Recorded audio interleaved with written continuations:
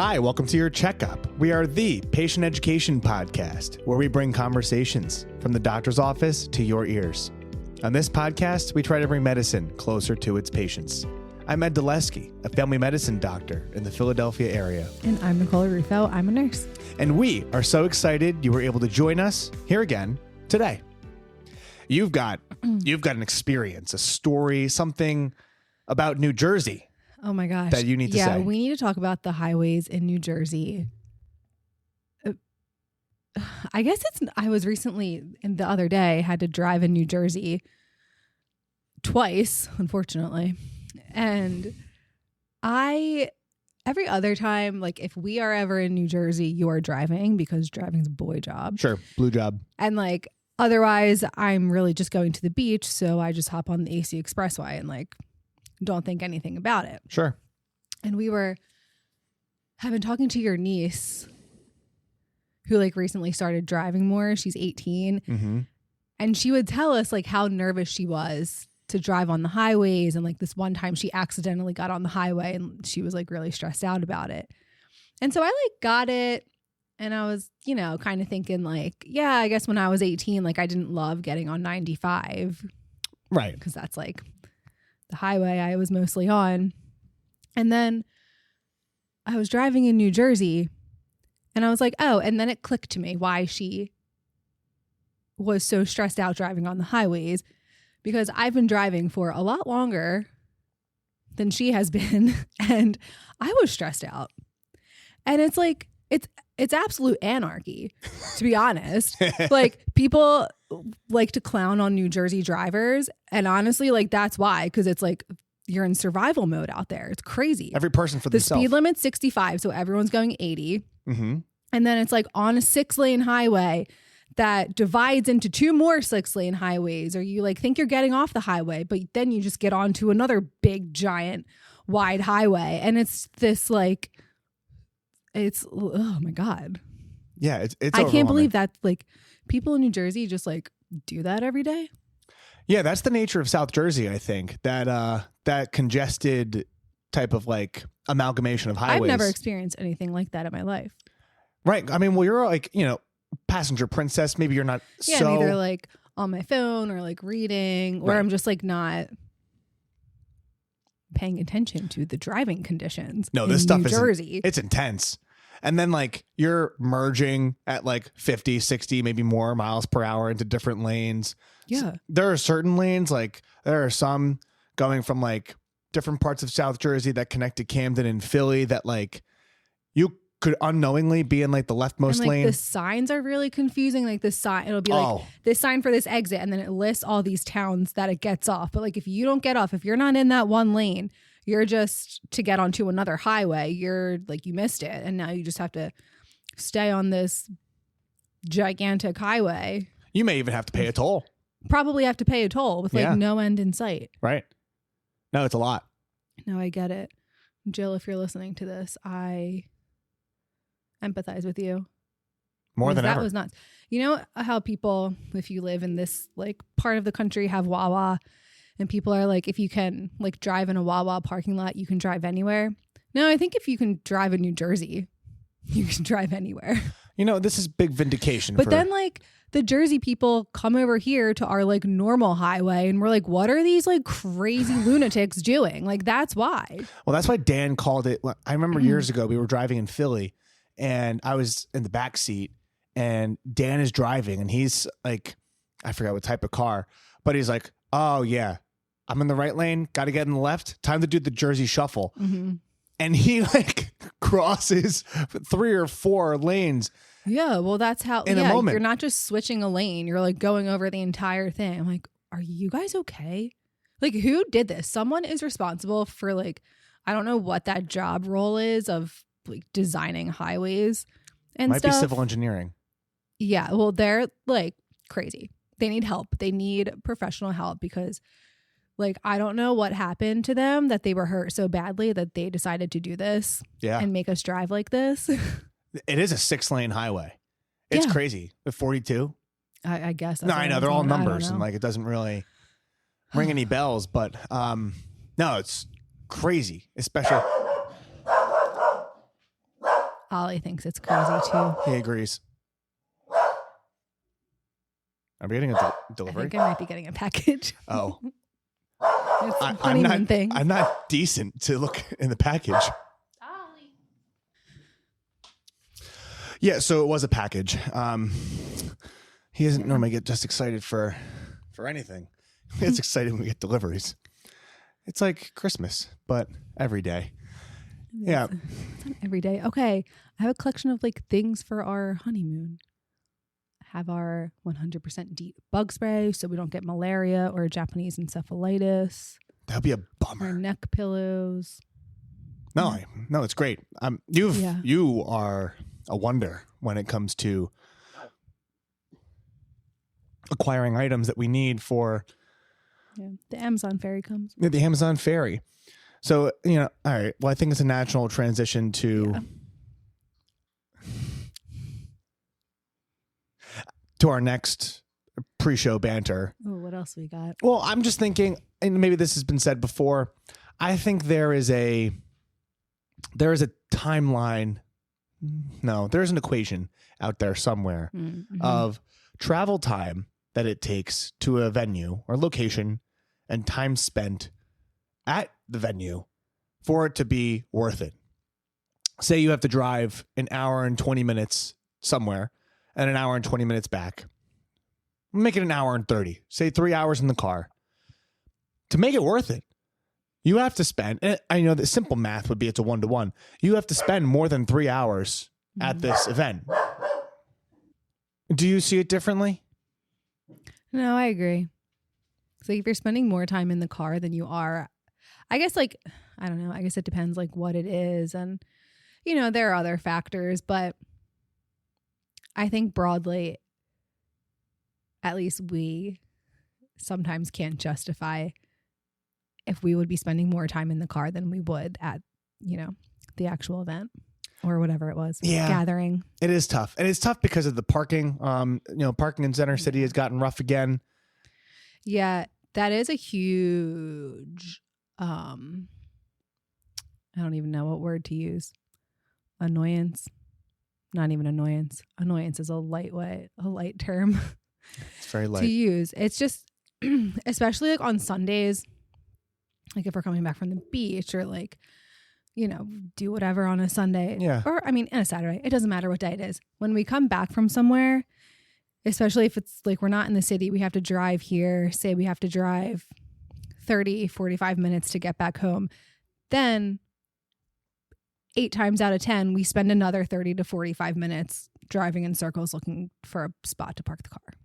Which is good for 2 hours. That's another ordeal. It's not just like when we leave somewhere, like, ooh, like if we're leaving my parents, Sure. just for example, because they're like about a half hour away. Even if we leave there at like 8, which doesn't seem that late. Okay, get home at 8:30, but then we're driving in circles until like 9:15, and then we have to walk back because God knows where we had to park the car. Yeah. It's like a whole to do. It is a whole to do. It's really annoying. Yeah, it's like bad. the way I just want to drive home and pull into a driveway. I cannot explain it. No, and so they and just be at my house. It was a moment that I didn't like initially, where they put like every quarter of a block at the edges was dedicated to a loading zone. And some of these loading zones like started at 6, ended at 6 p.m. So then it was parking that was available for overnight parking starting at 6 p.m., which was great for people who commute and come back from work. But now they're gone again because someone didn't like it. And it was the people in another neighborhood nearby.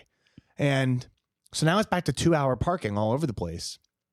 And the only time you can park for 2-hour parking and have overnight is 8 p.m.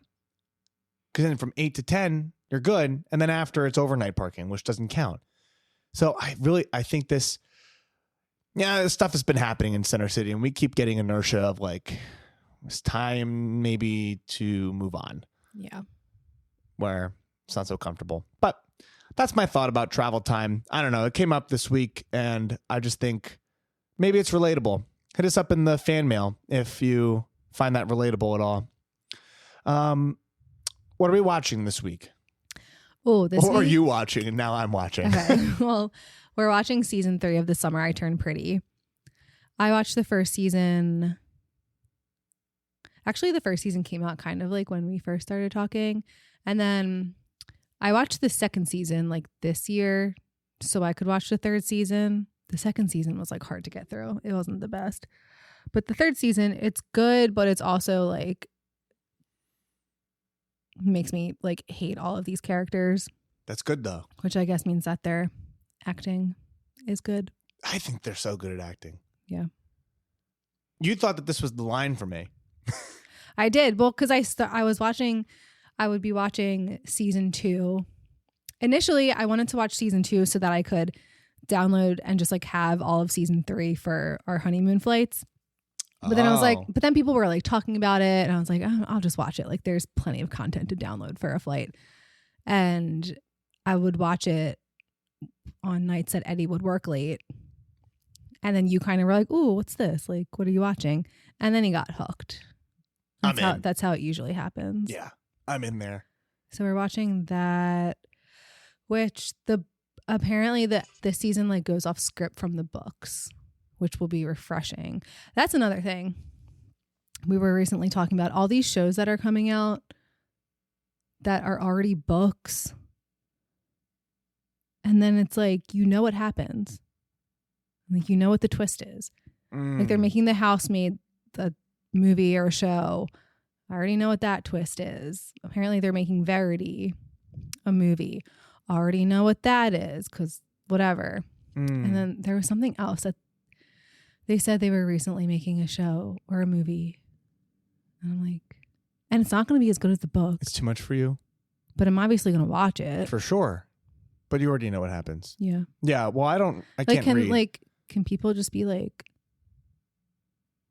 original? Write something new that isn't already a book? No. No, I don't think so. No, it's great show. I definitely thought you thought that was the line, and it wasn't. No, clearly. Well, now we're gonna have to watch The Bachelorette because the girl from Mormon Wives is the Bachelorette. That's crazy. And I haven't watched that show. I think probably since like 2018-ish. Nope. I don't think I've ever seen a whole season of it. Well, now we're gonna. I understand the premise. I think everyone understands the premise. Yeah. But this time, no. We're gonna watch. I wonder when it comes out. I don't know. I thought that stuff was like always on. It's like perpetually on. It does feel like that. Yeah. I don't know. So yeah, that's what we got. Yeah. So what are we going to talk about today, Nick? Today we're talking about the DASH diet. Yeah, this was a selfish pick because I think this is going to be incredibly helpful for a person who is thinking about having high blood pressure. They're sitting at home and they're like, oh man, they told me I have hypertension and I'm not in love with medications. But believe me, there is a place for medications, but they're thinking like, what can I do? And it's a hand waving moment that happens in the doctor's office that says, you should try the DASH diet. And that's about it. Maybe you get a handout. Maybe you're lucky enough where you have like a whole visit with someone and they talk to you about the DASH diet. I haven't seen it yet. So that's the point of this episode, is to talk to you about the DASH diet. The following episode is grounded in high-quality evidence from randomized controlled trials, systematic reviews, and major clinical guidelines. The literature consistently supports the DASH diet as an effective, evidence-based approach for lowering blood pressure and improving cardiometabolic health, as recommended by the American Heart Association and other leading organizations. That sounded like a disclaimer, but I really wanted to include it in there. All right, Nikki, can you tell us? It's an acronym. It's like SCUBA. It's like laser. Yeah, check it out if you didn't know. Those were acronyms. What? Wait, laser's an acronym? Yes. What does it stand for? Good question. I don't know off the dome. I knew SCUBA was. I forget what it is, though. There's like probably a bunch of people at home who are like, it's this. It's this. You guys are dumb. You guys are dumb. All right, what is it? Laser. Vamping, looking up. There we go. Okay. Light amplification by stimulated emission of radiation. Really? Yeah. That makes sense. Laser. It's one of the better ones. Yeah. Yeah. What is scuba again? Self-contained underwater breathing apparatus. Oh, yeah. Yeah. That one, locked and loaded. Scuba's a good one. Yeah, let us know your favorite acronym. My favorite acronym is DASH. Nikki, can you tell us what... As in the DASH diet? It is. Can you tell us what the DASH diet stands for? Yes, it stands for the Dietary Approaches to Stop Hypertension. Yep. It is an eating plan designed to help you lower your blood pressure and, frankly, improve your heart health. It really focuses on fruits and vegetables, whole grains, lean proteins, and low-fat dairy, and really paying special attention to foods high in salt, otherwise called sodium, saturated fat, added sugars, which is something we've talked about previously, and red or processed meat. And we've got loads of references as 1, 2, 3, 4. I mean, I think there's 10 there supporting these claims. So why don't we go through and talk about the key features in a practical way of the DASH diet? Because something we know is that it works. But practically, what can we do? So let's go back and forth here. I'll start. The fruits. What does the diet look like? 4 to 5 servings per day. What does that look like? 1 medium apple, a half a cup of fresh fruit, and a fourth of a cup of dried fruit. 4 to 5 servings of fruit a day. Nikki, what about those vegetables? So vegetables are similar. We're also wanting about 4 to 5 servings a day. Examples would be about 1 cup of raw leafy vegetables. So like a salad, perhaps, base of a salad, or a half a cup of cooked vegetables. Here we go. Is 1 serving, which isn't a lot. Not a lot. Nope. The next one will be whole grains. In this diet, we're thinking about 6 to 8 servings per day. Examples of this being 1 slice of whole grain bread and half a cup of cooked rice or pasta. Cooked rice and raw rice, most of the population probably already knew this, they are different, especially when you're cooking. So be careful to look at that when you're eating or preparing food. What's next, Nikki? Next is either low-fat or fat-free dairy to have 2 to 3 servings per day. So we're talking about 1 cup of milk or yogurt or about 1.5 ounces of cheese. Problematic for us because we love so much cheese. So much manchego. Oh my gosh. Next would be lean meats, poultry or fish. This includes up to 6 ounces per day. And the idea is to choose fish or skinless poultry more often than others. We'll dive right into the next one. Nikki, tell us what's next. Nuts, seeds, and our favorite legumes. Thank God you had to say it, not me this time. Having about 4 to 5 servings per week, not per day, per week. So an example of a serving would be about 1/3 cup of nuts, 2 tablespoons of seeds, or a half a cup of cooked beans. Yeah, probably way less than I consume. Yeah. Nuts by the fistful. Yeah. They're high on the fat side. They are high on the fat side. Something to think about. Next is fats and oils. The DASH diet suggests 2 to 3 servings per day. We see this as an opportunity to include your extra virgin olive oil, if you will, as we've alluded to on several other episodes. And Nikki, tell us about those sweet treats. Oh, I love a sweet treat. The DASH diet suggests to limit sweet treats to 5 or fewer servings per week. They have jelly or jam listed as a sweet treat. I guess. I love That's a lame excuse for a sweet treat if you're asking me. The spoon sandwich is a great. Okay, yeah, we do love a spoon sandwich. So there's an opportunity. That's true. The examples they listed were 1 tablespoon of sugar, jelly, or jam. Yeah. So here's the real meat of the DASH diet. What's the meat? Tell us about the meat. It's the salt. It's the sodium. This is the big recommendation from the DASH diet. So let's talk about it a little more. Sodium. Most people should probably aim for less than 2,300 milligrams of sodium per day. That's not a recommendation. It's just a thought of what most people probably should think about doing. So for those with high blood pressure or who are at higher risk, you could think about less than 1,500 milligrams per day. And that's based in evidence. That is the recommendation from the DASH diet.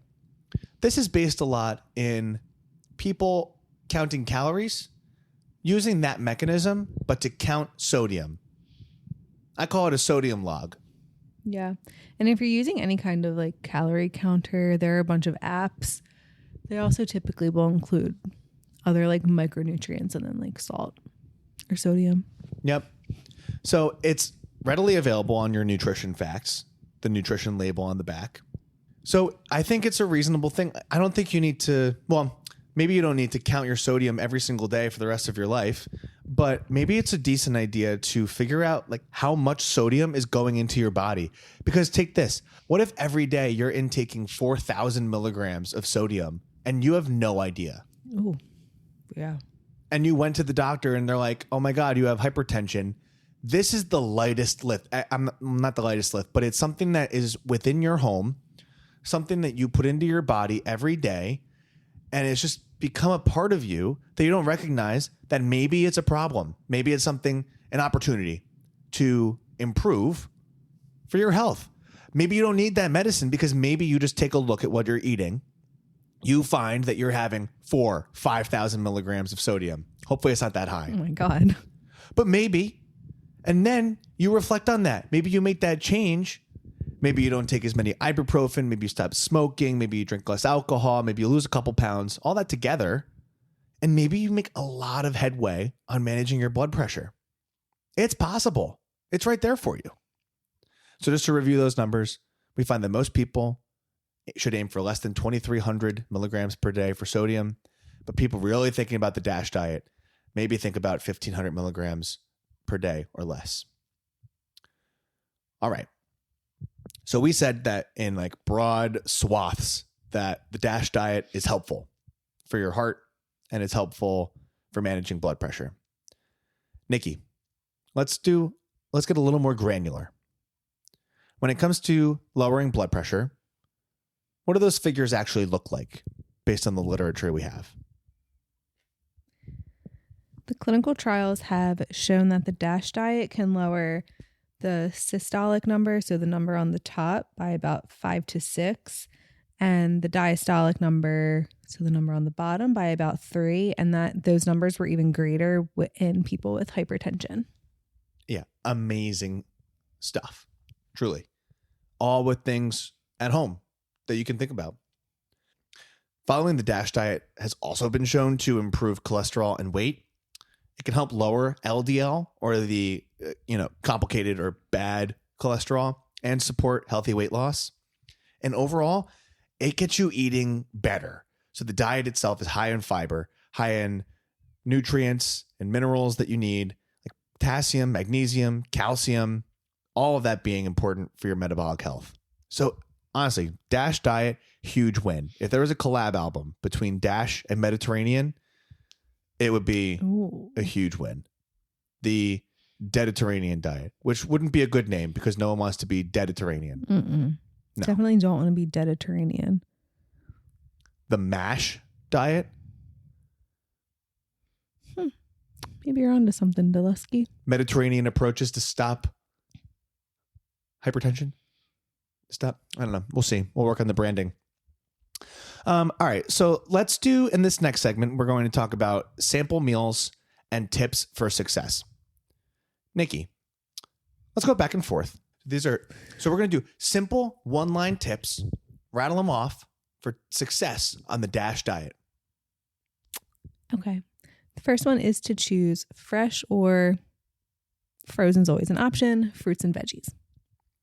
We'd also encourage, with the DASH diet, to use herbs and spices instead of salt to flavor food. Next, reading the labels to check for the sodium content. Herbs and spices are delicious. They're like, there's no substitute for a good parsley. You're obsessed with parsley. I don't know why. Oh my God. There's like so much hate on parsley. You're obsessed with dried parsley. What is your, this is like, this hate is just unwarranted. First it started with oregano. Then it went to the parsley. Which Italian seasoning am I allowed to use? Basil? That's because you put oregano on my spaghetti meatballs and it was almost an immediate divorce. That literally happened I can't believe I didn't pack my bags and leave. one time. Never again. A force of habit. Herbs and spices are great. So you can use plenty of options to flavor your food instead of just salt. You should read food labels for the sodium content. Actually see what sodium is going in your body. When you're thinking about grain products, select a whole grain product and look for something that says 100% whole grain on the label. Choose low fat or fat-free dairy products. That's a step in the right direction. And we've talked ad nauseum about these. Limit processed and fast foods. Oftentimes, very, very often, they often have high sodium and unhealthy fats. So those are just a couple simple, quick tips. But what we want to do for you now, because this was done by popular demand from our followers on Threads, is some sample meal ideas. Nikki, can you tell us a little bit more about sample meal ideas for breakfast in the DASH diet? For breakfast, we could do some oatmeal with fresh berries and a sprinkle of chopped nuts. Or some low-fat yogurt with fruit, maybe a banana, maybe some berries, and some whole grain toast. Great breakfast. Yeah, I love that idea. For lunch, we're thinking turkey and vegetable sandwich with whole grain bread.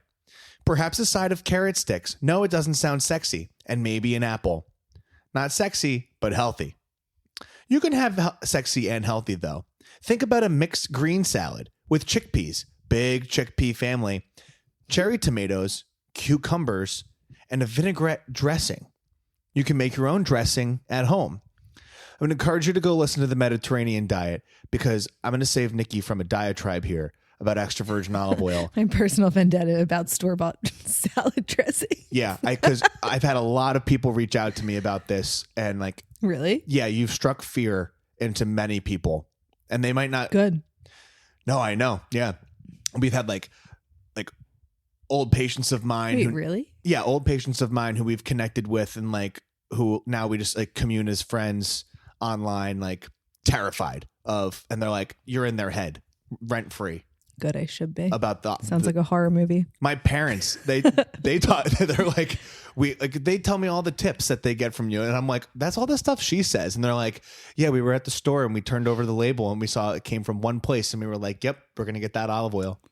Are they making their own dressing with their single origin extra virgin olive oil now? We'll have to ask them. I think we'll have to ask them. But you are in people's heads. You are. Wishbone is like they're going to come after you. It's not that. This is the idea. Wishbone's going to come after you, though. Is that a brand of salad dressing? Of salad dressing? Maybe. I don't know. I don't ever buy salad dressing. You wouldn't know because you're just against it. A big anti-salad dressing gal. So yeah, that could be a really great lunch. It could be sexy if you want it to be. Nikki, tell us please, DASH diet dinners. What do you got? Well, this is probably my favorite dinner. Grilled salmon, brown rice, and steamed broccoli. Yeah. I do prefer a Brussels over broccoli though, but for the sake of the example. Yeah, that's good. I do love a Brussels. I love a Brussels and a broccoli. We don't do this a lot, but you could try stir-fried tofu with mixed vegetables and quinoa. We should eat more quinoa. We should eat more quinoa. That could go into the rotation. Yeah. Yeah, I agree. And the thing that people always wonder about are snacks. Like, what the heck can you grab when you're on the go? You need a little something, something.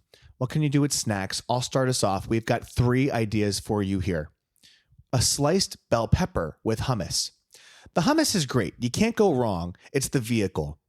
If you get a lot of chips or those crackers and you're eating those, you might rack up a couple calories. You might rack up a lot of sodium. But the bell pepper, I mean, Bell pepper. It's basically negative calories. basically negative. You're going to burn more calories working through that food and chewing it than you will by eating it.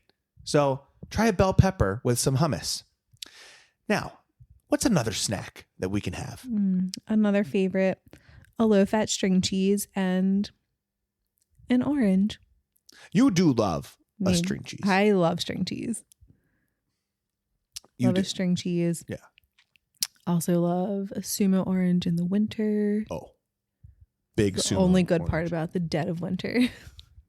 Totally. The sumo oranges. I remember I don't care that they're $2.50 each. My scavenge to go get sumo oranges to make you happy on like a day where it's dark out at 4 p.m. There's nothing like it. And the last one I'll say is unsalted almonds or walnuts. I'll say it again, unsalted almonds or walnuts. I know it tastes better. I do. I know it does, but your heart doesn't. Sometimes you have to fly close to the sun. I get it. Unsalted cashews aren't that bad. What do you mean? So the unsalted cashews aren't that bad. Like taste-wise or health-wise? Taste-wise. Oh, no. I'm like we've had them a lot. Nana gives us like vats of unsalted cashews sometimes. She does. But still, I'm like, they're good. They're good, but like by the fistful. And I'm just like, oh my God, I like keep eating them. So in reasonable quantities, like this would be a good one. Like measure out what an actual serving. Like weigh out. Yeah. Remember I weighed out the cashews for your lunch and you were like, this is all I get. All right.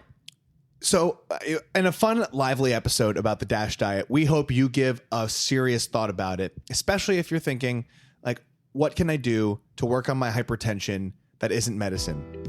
And truly, making a gradual change, planning meals ahead can help incorporate the DASH diet and make it a part of like your overall healthier lifestyle. So if you really want more advice, you should go to your own doctor. We're happy that you came to listen today. And hopefully you learn something for yourself, a loved one, or a neighbor with hypertension. And if you're looking for more information about hypertension from our podcast, you can check out episode 4, explaining what hypertension is, episode 5, the lifestyle changes to treat hypertension, episode 14, common hypertension medications explained, and episode 33, how to take your blood pressure well at home. But most importantly, stay healthy, my friends. Until next time, I'm Ed Dulesky. I'm Nicole Rufo. Thank you and goodbye. Bye. This information may provide a brief overview of diagnosis, treatment, and medications. It's not exhaustive and is a tool to help you understand potential options about your health. It doesn't cover all details about conditions, treatments, or medications for a specific person. This is not medical advice or an attempt to substitute medical advice. You should contact a healthcare provider for personalized guidance based on your unique circumstances. We explicitly disclaim any liability relating to the information given or its use. This content doesn't endorse any treatments or medications for a specific patient. Always talk to your healthcare provider for complete information tailored to you. In short, I'm not your doctor. I am not your nurse. And make sure you go get your own checkup with your own personal doctor.